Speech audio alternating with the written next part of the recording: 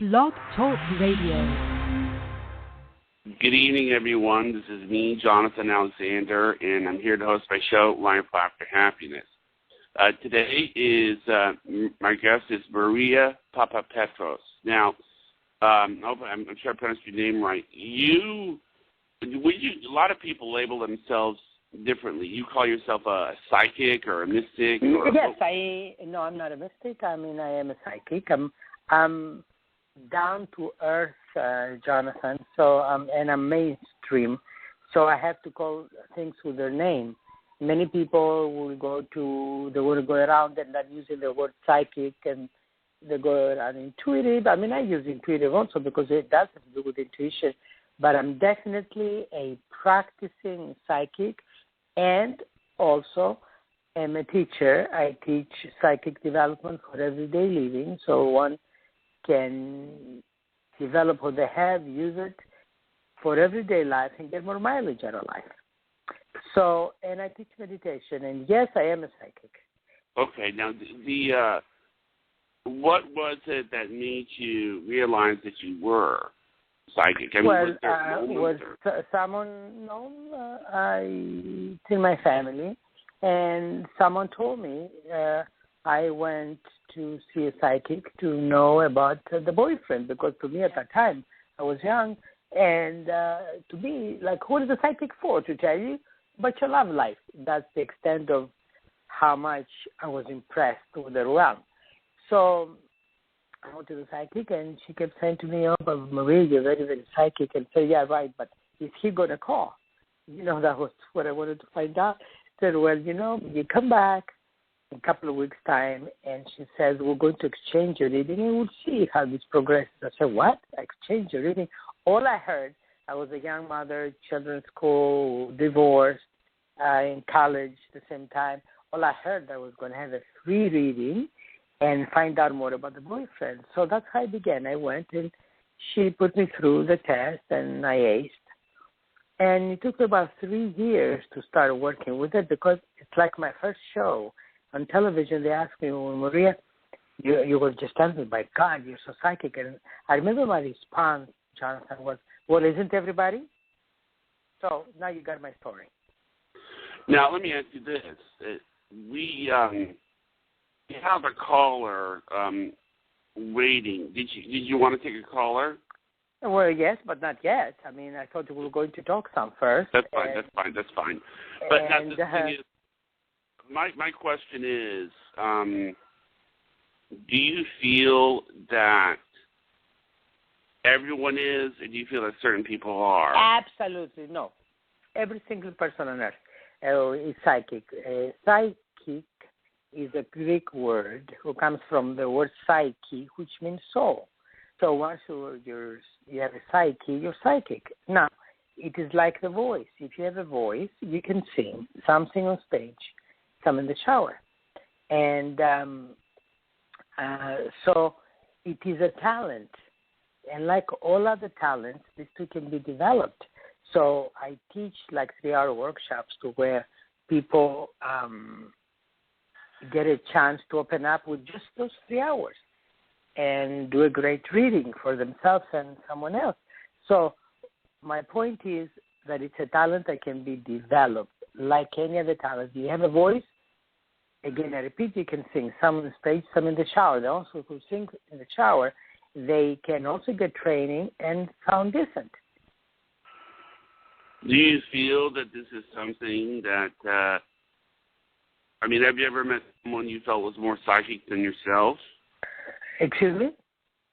Have you ever felt ran into someone that was more psychic than yourself? That's a strange question. If I ran to someone and felt that they're more psychic than I am, is that what you're saying? Yes.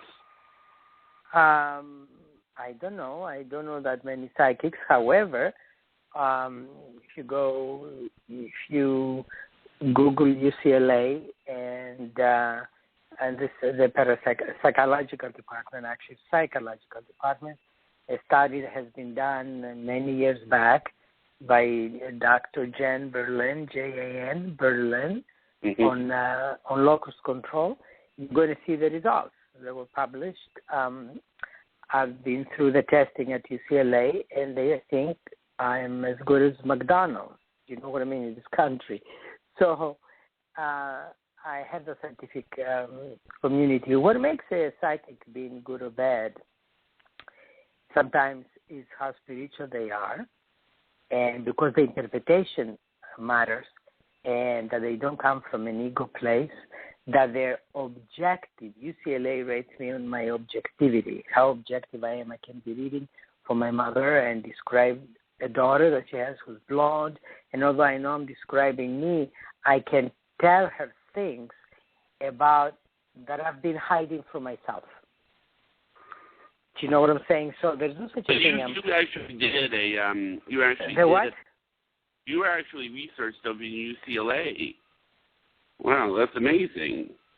Well, I mean, I'm fortunate. I'm very fortunate, and my daily prayer is for God to help me stay balanced and not to let things to get into my head, because I want to be cautious by dealing with such a precious entities like man's spirit. I mean, they put their lives in my hands sometimes, and I keep praying, okay, God, guide me. How do I deal with this? Because I do believe, Jonathan, what I was saying about spirituality, there's, like you said, many people call themselves many different things. Being psychic is just like radio tuning, like we're doing right now. You know, you turn the dial on and you hear the music. So a good psychic, what it will do is adjust their frequency to the person's frequency and pick up their music and their choices.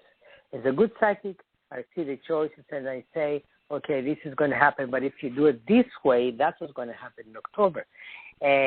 Because I believe that some things are predestined. God and the universe have decided that Jonathan will do this and Maria will do that and so forth. But the same God, though, gives us free will and choice. And so our future, in some way, it is in our hands. We can make decisions for the most part of it and change our course on the path that we're on.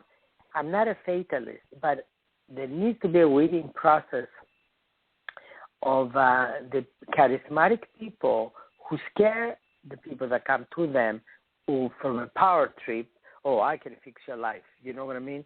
Give them $1,000 to burn 3 candles for you, and then everything is absolved. That is preposterous. So there's a lot to going into being a psychic, a lot of responsibility, and faith in the divine. Whatever God anyone believes in, that's fine with me. I know the God that I believe in. And again, I repeat, not everything is predestined in our lives. We do have choices. And as a good psychic, with detail, I give people their choices. And they can decide. And that may be new awareness for you. However, you met me through the book, The 100 Top Psychics, who were just published. Yeah. I knew again last week. And you guys, everybody can go into it, the top 100 psychics in America, and you can read credits of various psychics and decide for yourself what it feels right for you. Okay. I know that was a mouthful. No, it's fine. It's fine. Did you want to take the caller now, or? Okay, sure. If they have a specific question, a very specific about one thing. Okay. All right. I will need that name, of course. Okay. All right. Hello, caller. You on the air? Hello, Maria. My name is Linda. Hi, Linda. How are you? She needs wonderful. one Thank you. specific question. Sure. So Linda, in order for me to access your vibratory rate, I will need a specific question. If I get something more than the question, I will say it to you. Okay, but in order to tune into you, it has to be specific because it's not a regular session. You know what I mean? On my regular sessions, people do not ask me questions. I talk. And at the end, they say, well, do I know about this? So what is your question today? Yes, I have a very important upcoming meeting, and I'm wondering if you can see the outcome of this meeting, if it will lead to a fruitful end and open more doors and hopefully... One question was it. Yes. You know what I mean? If your meeting is okay, don't tell me we'll open doors. It's a 3 questions. Okay? So you have a meeting, and is this a business meeting? It's a business meeting. I feel that this meeting is complex, and you need to be objective as to which part you want to focus more. Either like if there's the friendship part or the legal or whatever your story is, you need to tune in to decide what it is that you want out of this meeting. I have a feeling that this meeting either has happened before also, and though it will happen again, the outcome is not going to happen with just one meeting. If that makes sense to you, I don't know. Yes. So you stay strong with one aspect of the meeting. Let's say, example, you have a meeting with a friend about a business issue, okay? Stay either with a friendship and or the meeting or about the business issue, not with both. Be very objective, very professional. And now, I'm also picking up something about nutrition with you, health and nutrition. Have you ever thought of doing something with health, nutrition, healing? Yes, I have. I have not been successful, but yes, it's been a long journey, yes. Because I'm picking up specifically healing, nutrition, health, and it's something that you should stay with, that it would be good for you to stay with, approach it from a different point, from a different prism. I hope I have answered your question, and thank you for calling. Okay. Thank you. Right. Sure. You know, it's good to, you know, be able to help people like that. I think what I liked about your story was the fact that you worked with Ghost and The Butcher's Wife. And not only, I work with a lot of them till today. Those have been in the press for a long time. But go ahead, Jonathan. Now, just out of curiosity, you know, the movie Ghost, it's sort of, I don't want to call, because I don't know if you can really call the mystical world really a science, because a lot of it is really... It's a parascience. Parascience. Yeah, well, parascience, see, the thing is, science is about how things happen, and a lot of what you do is like, well, I have no idea how you're doing this. But what I'm trying to get at here is that in the movie The Ghost, it seems almost like I was wondering, like the part where when someone dies, the spirits come and get them. Was that something? That part was not done by me. I will explain to you what I did in that film. You asked me the other day, and I waited for you to, for the show to tell you, because it was sweet the way you were asking. You assumed that I did that part. I had nothing to do with that part. Oh, okay. Not much to do with the script. In that particular film, in one day, 4 people came to see me for a reading. Different people. Within 2 days, various people came to see me. There was a man, Terry Hughes, and there was Linda Lloyd, and Lauren Lloyd, rather, and Wallace Nisita. Now, these are 3 different people. The 2 are producers. The other guy is the director. I did not know them from Adam. I know the one person who was an old client, but I don't remember things about the client. So as I read them, I felt they all had the same reading, and I thought, wait a minute, I'm doing something wrong here. Maybe I did not wash my hands good enough after the reading and meditate between each reading to disassociate, detach, because I found myself telling them the same thing, seeing this movie about an island, and so one of the women that I read that day, I said, listen, I see you're working on a film. I don't know what she did for a living. It had something to do by the butcher and his wife, and she just got up and she says, okay, that's it. She says, about 6 months ago, my partner, which was Wallace Nisita, I come to you and you mentioned something about a film and da-da-da-da-da-da, but I don't remember the readings, okay? So she says, I'm here because now we got a project that that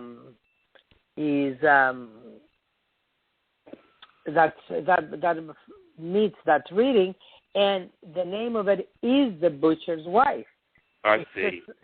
He says, how can you... Oh, the other guy was the director of the film, but I did not know them when they came to me. When something is released in Hollywood of psychic nature, immediately I get a call. So, and these people, through friends of other friends, because my clientele consists of a lot of people in the industry, and what happened, they say, oh, my God, you got to go and see Maria. So next thing I got a call from the studio, and they said, okay, Maria, how can you help us? Because the story of that movie was the doctor, the psychiatrist, was completely against psychics. So in the movie. So they said, we need you to create a psychic vibe. These actors have no idea who they're getting into. It's a first kind of film. They don't know anything psychic. They're not into the vibration. How can you put them in the vibration? I said, line them up. So they lined up everybody involved in the film at Paramount Studios, beginning with Demi Moore, and all the actors and the people who wrote Ezra, who wrote the script, all of them. And they said to me, create a psychic vibe. So what I did, I gave him like 2-minute readings, but like just the sensational stuff.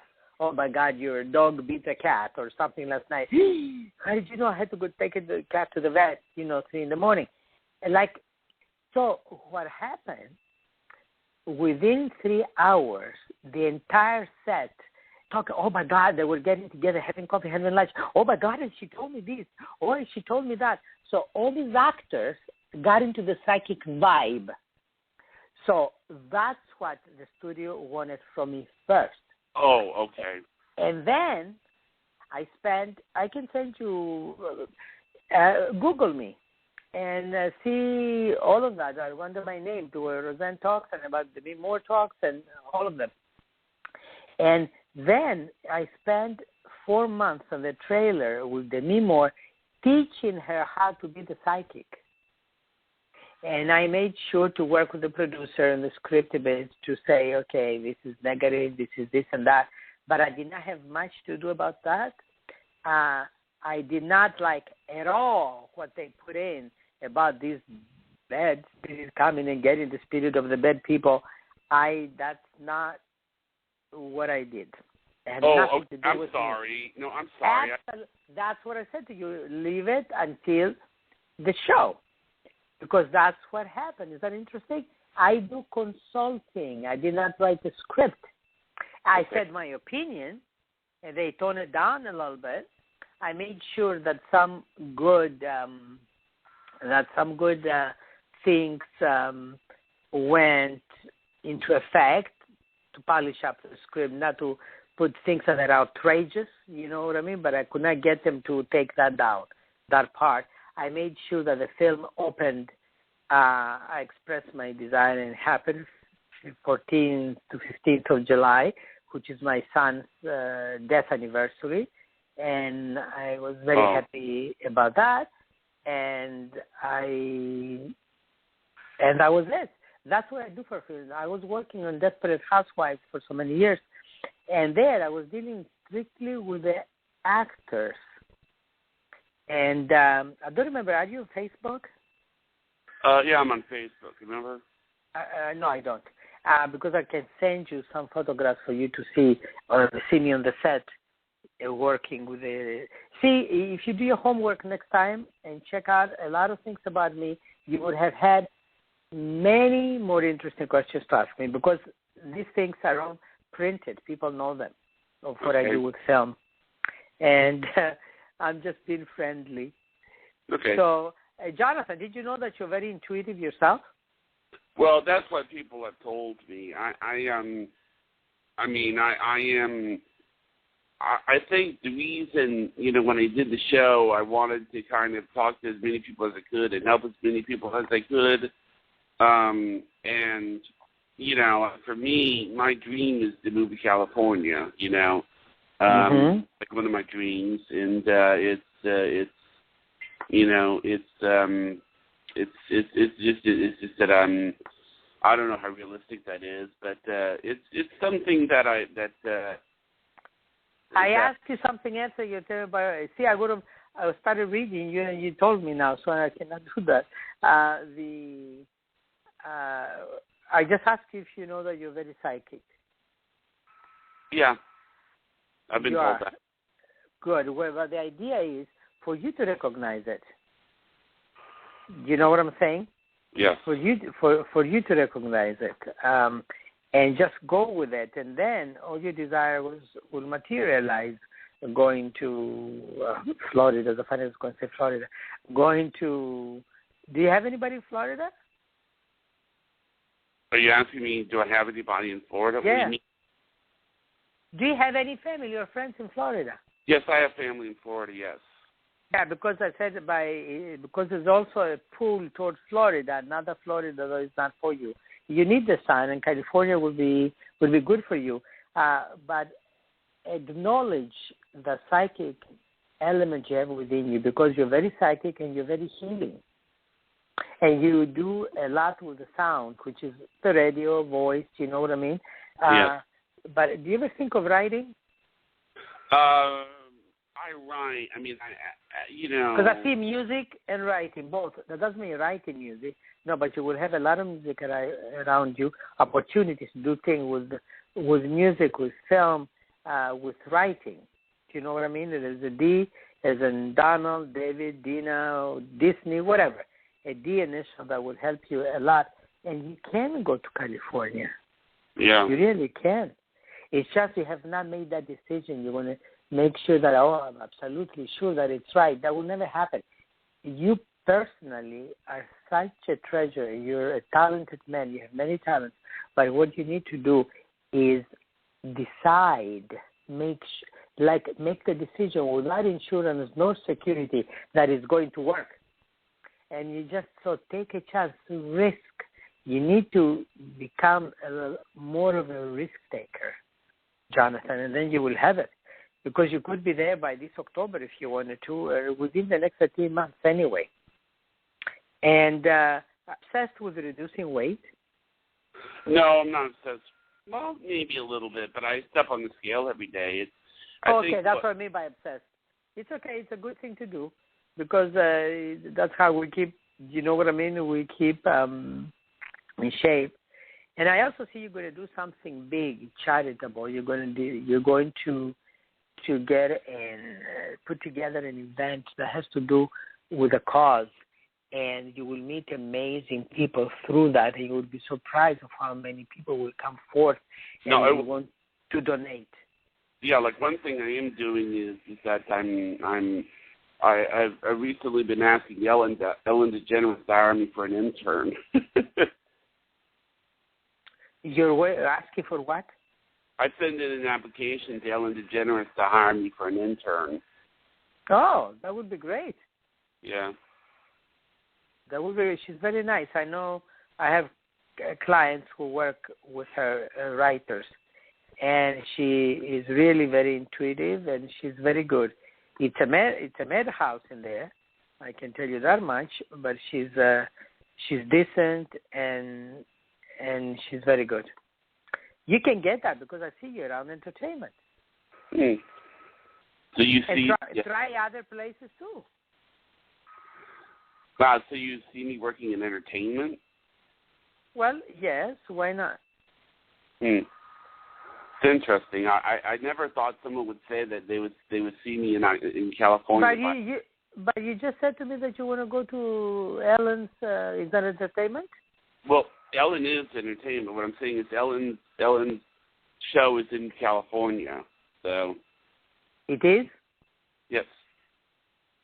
Oh. I don't know. Actually, I don't know what it is. So then what's the problem? Nothing's the problem. I'm just saying that, it's getting up the finances to be able to move to California, No, that's not how you do it. You got to come to my workshops. It takes a decision and faith, and you don't tell God, oh, God, send me the good job to make the money to go to California. No, I'm going to be in California. That's how you do it. Right. Do you know what I'm saying? So let's move on. What else can I do for you today? Do you meditate? What I do is I lay in bed and I have my eyes closed. And I have a theory that when you have your eyes closed, it forces the body to go inward more. Mm-hmm. It goes into a state of, it's funny. If I could probably walk around and know where everything was, and I just, I could remember where everything was, I'd probably walk around with my eyes closed. Really? It's actually very calming because what happens is that you see, I think what happens is 95% of the things that really scare us are things that we see, Mm-hmm. You're right. So when I'm laying in bed, I just sort of think, okay, because we're never 100% aware of the moment we fall asleep, Mm-hmm. And for me, sleep is kind of like heaven. Actually, no, I should say dreaming is heaven for me. Like, it's the one time where I don't worry about anything, Well, I'm telling you, you are really, that's how meditation is. I tell people you don't need anything to make it elaborate or anything like that. Just close your eyes and let the thoughts flood your mind, honor them, and let them pass. Most people, Jonathan, feel that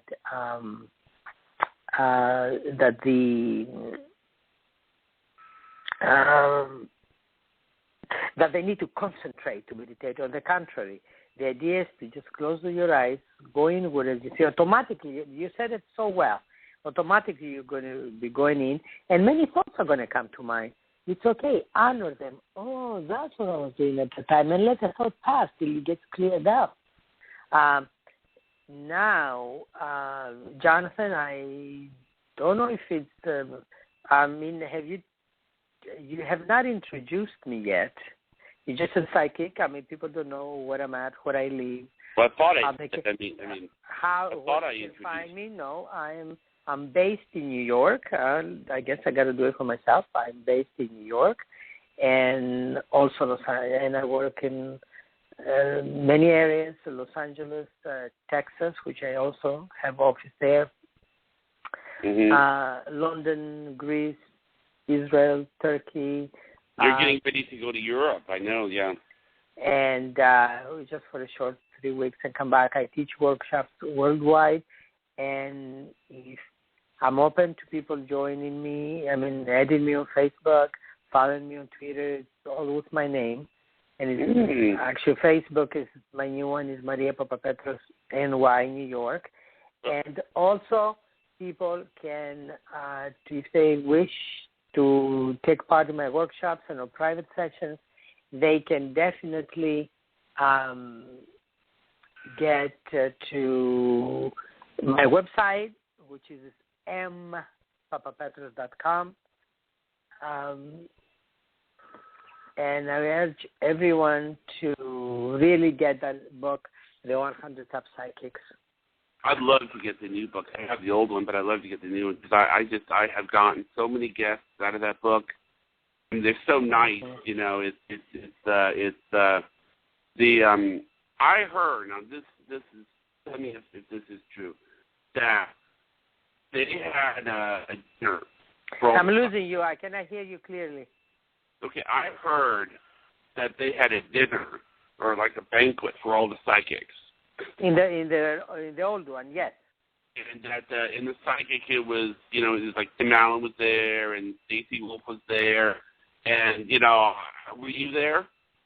Of course, I was there, and Frank Andrews, and from that is New York Magazine selected the two of us, and we did this amazing thing that's called Best of New York, so which opened the road for New York. We were both published out of the 100 Psychics at New York Magazine. Who was? Frank Andrews, amazing psychic. Oh my God. Oh, I might have to ask him to come on. You may. We can talk about that. You may. Yeah, just go ahead. He's amazing. Frank Andrews. He's in New York. Well, we're just about out of time, but it's been a lot of fun having you on, and Thank it's been you. a wonderful learning experience. I hope I have been cordial to you. You're very sweet. Okay, well, thank you. Thank you very much. Okay, so have a great luck with your show. Right. And I appreciate you having me on. Okay, thank you.